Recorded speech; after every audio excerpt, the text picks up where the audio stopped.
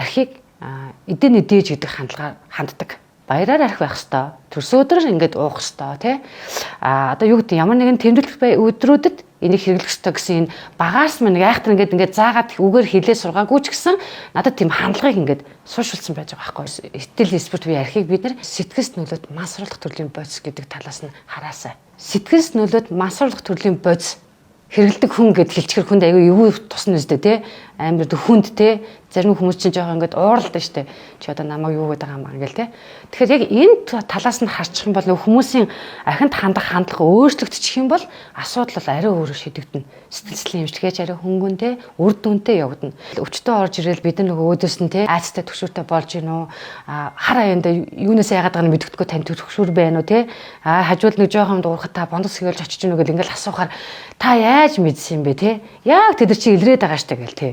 Тэгэл одоо бараг л ингээ үздэг хардаг хүн дайтай ингээл хүмүүс ярьдаг байхгүй. Тэгэхээр би хэлдэг энэ бол айл хизээнэ тий шинжлэх ухаанд батлагдсан, нотлогдсон тий.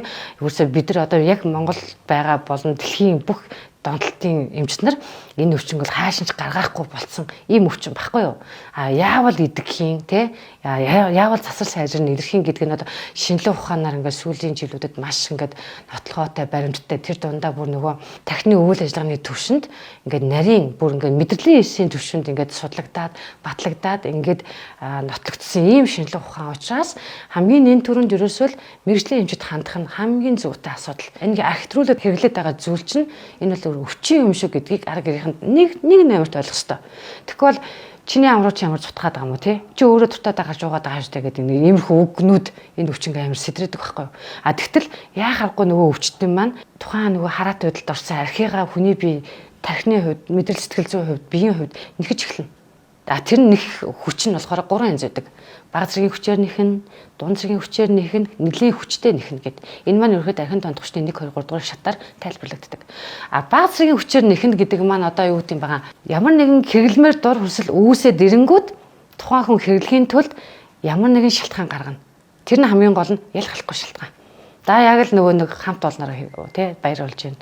Нөгөө чинь заавал уух хэвээр. Төрсөн өдөр болж байна уух хэвээр тий.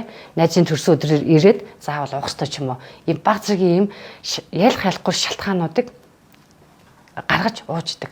Тэгтэл хамгийн аюултай нь энэ яль халахгүй шалтгаан бол хизээч дуусахгүй.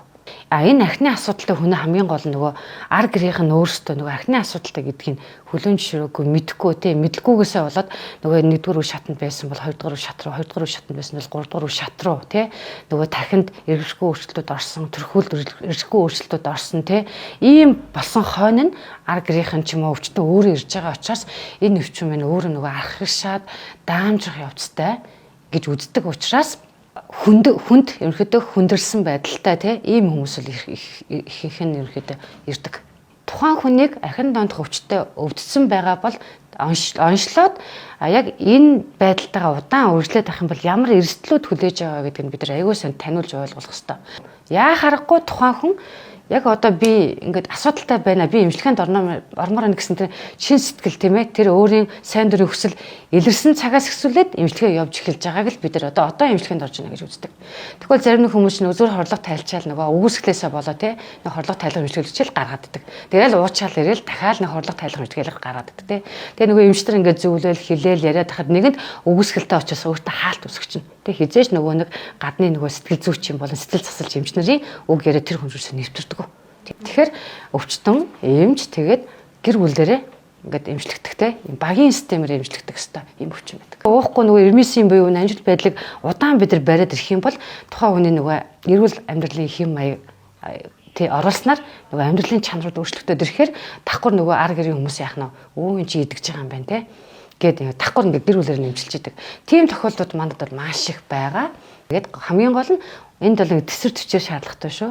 Цаг хугацаа орно шүү гэдгийг л агуулсаа ойлгох хэрэгтэй байдаг. Энийг ойлгоцсон нөхцөлд бол тий одоо юу уухгүй одоо нэг 2 сар ч юм уу 3 сар болоход нөгөө хүний сэтгэл санаа бүр шал өөрлөсөн байдаг шүү дээ. Нөгөө зориг чиглэл нөгөө тэмүүлэл тий би өстө тийм юмтай болно би ийм юмтай болно гэдэг нөгөө амьдралын чанар өөрчлөгдөлттэй холбоотойгоор бас нөгөө удаан хугацаанд ингээд энэ эмчилгээ явна шүү гэдгийг бас ингээ хаяад ингээ жоохон умартаад тий нэг мэдсэн чинь би уучлаа гэдэг асуудал байдаг учраас удаан хугацааны эмчилгээ гэдэг нь бол нэн төрөнд бид бас ойлгуулж өгдөг.